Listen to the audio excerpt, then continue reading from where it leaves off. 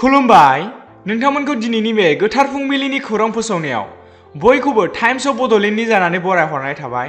दिनैनि बयनिख्रुइ गिबिसिन खौराङाव दं गसाइगाव महकुमानि सिङाव थानाय बावरागुरि बिनाखाथा गोजौसिन फरायसालियाव बिगियानजों लोगोसे आरिमु आयदाबो थिसनफानाय जाबाय। गिख्रंथाव कर'ना जिउसानि थाखाय मेट्रिक आरो हायार सेकेन्डारि आनजादा खुंफुंजायैनि थाखाय गोबां फरायसाफोरानो पास जानायनि जाहोनाव फरायसालिमाफोराव मुं थिसननायखौ लानानै फरायसाफोरा गोबां जेंनायाव गोग्लैनो गोनां जादों। बेफोर जेंनाखौ लानानैनो मोनसे सावरायमेल खुंफुंदों। बे सावरायमेलाव बाहागो लादों एमएलए रबिराम नार्जारी, बिटिसिनि मावफुंगिरि सोद्रोमा उखिल मुसाहारि आरो बावरागुरि ओनसोलनि सानसुमैफोर, बावरागुरि बिनाखाथा गोजौसिन फरायसालिनि गाहाय फोरोंगिरिफोरजों लोगोसे गासैबो फोरोंगिरिफोरानो बाहागो लायो। बे सावरायमेलावनो एमएलए रबिराम नार्जारीया बावरागुरि बिनाखाथा गोजौसिन फरायसालिखौ बिगियान आयदाजों लोगोसे आरिमु आयदाखौबो गासैबो फरायसाफोरा मुं थिसननायनि थाखाय सुबिदा जानायनि थाखाय थिसनफाना होनाय जाबाय होनना फोरमायना होयो। स्पेसियेल HSLC एबा ASM आनजादा फैगौ 1 अक्ट'बरनिफ्राय खुंजासिगोन। स्पेसियेल HSLC एबा ASM आनजादनि शेड्युलखौ सेबाया मैया डिक्लियार खालामना होबाय। स्पेसियेल HSLC एबा ASM आनजादा फैगौ 1 अक्ट'बरनिफ्राय जागायना 11 अक्ट'बरसिम खुंनाय जागोन।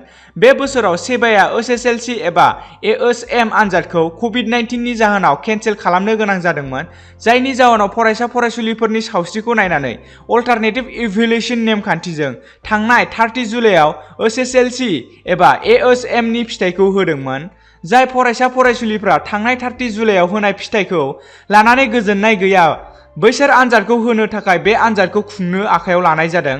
जाहाथे सिगांनि आनजादनि फिथाइखौ गोजोनै फरायसा फरायसुलिफोरा आनजादखौ होना मोजां फिथाइ लाखिनो हायो एबा मार्कस लाखिनो हायो।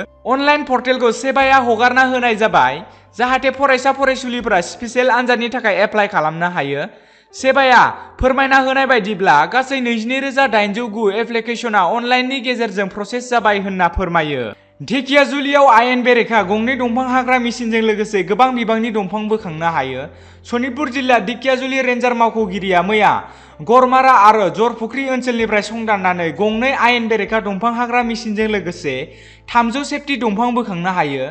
मोनथिनो मोननाय बायदिब्ला गोबाव समनिफ्रायनो आयेन बेरेखायै दंफां फालांगि खालामबोगासिनो दंमोन होनना आरो दंफांनि बेसेना 3 लाख रांनिबो गोबां जागोन होनना मिन्थिनो मोननाय जादों। रेन्जारआ मिथिहोबावनाय बायदिब्ला आसाम सिमनाजों नांजाबनानै थानाय अरुणाचल हाजोनिफ्राय सिखावै लाबोयो आरो आयेन बेरेखायै दंफां मिल खेवनानै दंफां फालांगियारिफोरा ढेकियाजुलि ओनसोलनिफ्राय दाब दाब जायगायाव फाथायहरो होनना फोरमायथियो ढेकियाजुलि हाग्रा बिफाननि रेन्जार खैलानि मालाकाराया। सानै फरायसुलिफोरा JEE मेनआव 100% मार्कस लाखिनानै गावसोरखौनो जारिमिन खालामो। भारतआव गिबि खेबनि थाखाय इन्जिनियारिं आनजादाव सानै स्टुडेन्ट्सआ गिबि रेंक मासिखौ लानानै गावसोरखौनो जारिमिनारि खालामदों। दिल्लीनि काव्या च'प्रा आरो गाजियाबादनि पल अग्रवालआ हादराव गिबि खेब टपार लाखिग्रा स्टुडेन्ट हिसाबै मुं खालामना लायो। काव्याया फेब्रुवारियाव गिबि खेब आनजादाव 99.97 मार्कस लानो हादोंमोन, नाथाय साबसिन मार्कस लानो हानायनि थाखाय नैथि खेब आनजाद होनायाव 100% मोननायाव जाफुंसारो। थिग बेबायदिनो पलाबो 99.98 मार्कस लानानै आनजादाव उथ्रिनो हानायनि थाखाय नैथि खेब आनजाद होनायाव 100% मार्कस लानानै उथ्रिनो हायो।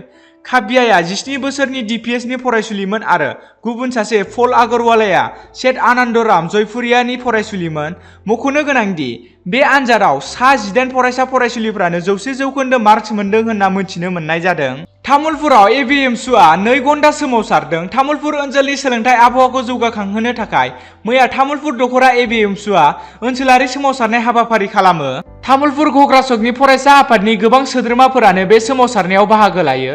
ABMSUनि सोद्रोमाफोरा तामुलपुर ओनसोलनि फरायसालिमा आरो जौसिन गेजेर फरायसालियाव मासि बांहोनाय, गुदि फरायसालिफोराव फरायसा फरायसुलिफोरखौ लानानै फोरोंगिरि थिसननाय आरो गोबां सुबुं थानाय ओनसोलफोराव गोजौ सोलोंथाइसालि गायसननांगौनि थाखाय 2 घन्टा ओनसोलारि सोमावसारनायखौ लानाय जायो। सोमावसारग्राफोरा सोलोंथाइ मन्थ्रि, BTC सोरखार, आसाम सोरखारखौ फरायसा फरायसुलि नायनानै फोरोंगिरि थिसननांगौ होनना सोमावसारो। आसाम सोरखारा मैया फुजानि SOPखौ फोसावना होबाय। आसाम सोरखारा मैया बुधबार बारायाव फुजानि SOPखौ फोसावना होबाय। बेखौ आसामनि सावस्रि मन्थ्रि केशव महन्तआ दिसपुरनि प्रेस मिटिंआव फोसावनानै होयो। बिथाङा SOP फोसावनायफोरा जादों फुजा खुंनो फुजा खुंग्रा कमिटिया डिस्ट्रिक्ट कमिशनारनिफ्राय बिथोन लाथारनांगोन। गासैबो फुजा कमिटिनि सोद्रोमाफोरा कभिड-19 नि भेक्सिनेसन सार्टिफिकेटखौ DCनो दिन्थिथारनांगोन जेब्ला बिसोर पारमिसन लानो थाङो। फुजा मन्दपआ गुवार गुवार जानो नांगोन आरो ससियेल डिस्टेन्सिंखौ मानिनो नांगोन। गासैबो मन्दपानो गुबुन गुबुन हाबलांग्रा आरो ओंखारलांग्रा थानांगोन आरो लोगोसे हान्थामेला होनायनि जेबो गनायथि गैया। पन्चमीआव गासैबो फुजारि आरो फुजा कमिटिनि सोद्रोमाफोरा कभिड-19नि टेस्टखौ खालामजाथारनांगोन। बेनि अनगायैबो दशमीनि उनावबो कभिड-19नि टेस्टखौ आरोबाव खनसे नायजाफिननो नांगोन। हारिमुआरि आयदायाबो गनायथि गैया। फुजा खुंगिरि कमिटिनि सोद्रोमाफोरा मन्दप आरो पेन्डेलफोरखौ गले गले सेनिटाइज खालामनांगोन होनना खौरां बिजोङाव एसअपिखौ फोरमायो।